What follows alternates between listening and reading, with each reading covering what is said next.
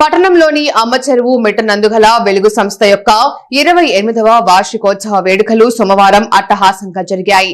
ముందుగా వెలుగు secretary M Udayamohan Reddy చేతుల మీదుగా పద్మజ పారరాతి విగ్రహానికి పూలమాల వేసి నివాళులు అర్పించారు.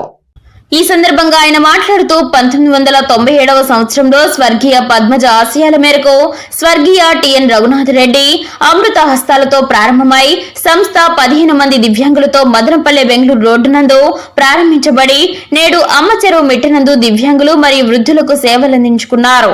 జూలై 7, 2025 నాటికి 28 ఏళ్లు దిగ్విజయంగా పూర్తి చేసుకున్నందున సిబ్బంది వెలుగు ప్రత్యేక పాఠశాలలో వార్షికోత్సవ వేడుకలు ఘనంగా నిర్వహించుకోవడం జరిగిందన్నారు.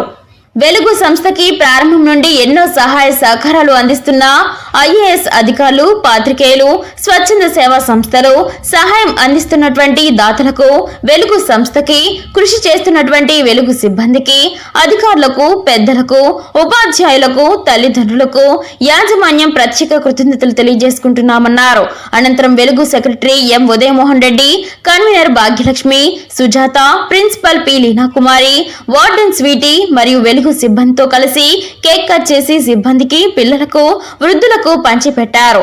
అదేవిధంగా Velugu secretary M Udayamohan Reddy, convener భాగ్యలక్ష్మిలు అన్న వితరణ కార్యక్రమం నిర్వహించారు.